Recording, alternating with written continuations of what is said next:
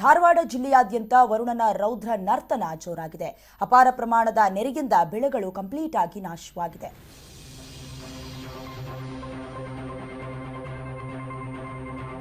ಧಾರವಾಡ ಜಿಲ್ಲೆಯಾದ್ಯಂತ ವರುಣ ರೌದ್ರ ನರ್ತಿಸುತ್ತಿದ್ದಾನೆ. ಅಪಾರ ಪ್ರಮಾಣದ ನೆರೆಯಿಂದ ಬೆಳೆಗಳು ಸಂಪೂರ್ಣವಾಗಿ ನಾಶವಾಗಿದೆ.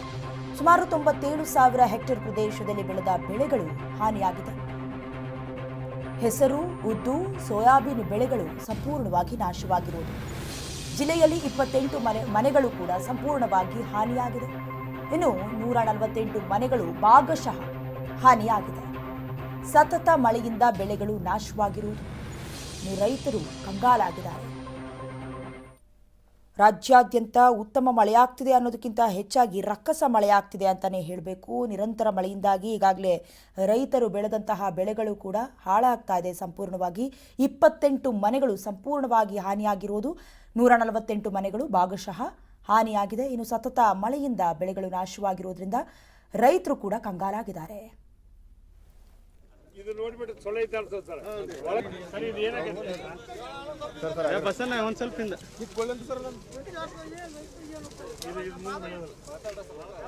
ಇವಾಗ ನಮ್ಮ ಇಡೀ ಜಿಲ್ಲೆಯಲ್ಲಿ ಸುಮಾರು 1 ಲಕ್ಷ ಹೆಕ್ಟರ್ಕ್ಕೂ ಜಾಸ್ತಿ ಹಾನಿಯಾಗಿರ್ತಕ್ಕಂಥದ್ದು ನಾವು DC ಅವರು, JD ಅವರು, ಶಾಸಕರೆಲ್ಲ ಕೂತ್ಕೊಂಡು ವಿಚಾರ ಮಾಡ್ತಾ ಇದ್ದೀವಿ.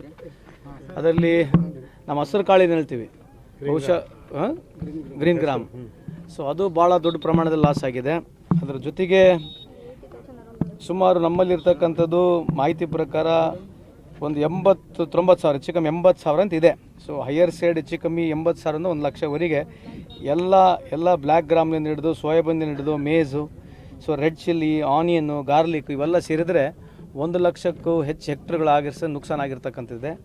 ಅದಕ್ಕೆ ಇವತ್ತು JD ಅವರು, ನಾವು ನಿನ್ನೆ ಒಂದು ಕಳೆದ 3-4 ದಿನದಿಂದ DC ಅವರು ಎಲ್ಲರೂ ನಾವು ಸದನದಲ್ಲಿದ್ವಿ. ಆದರೂ ಕೂಡ ಅವರೆಲ್ಲ ಪ್ರವಾಸ ಮಾಡಿದ್ದಾರೆ.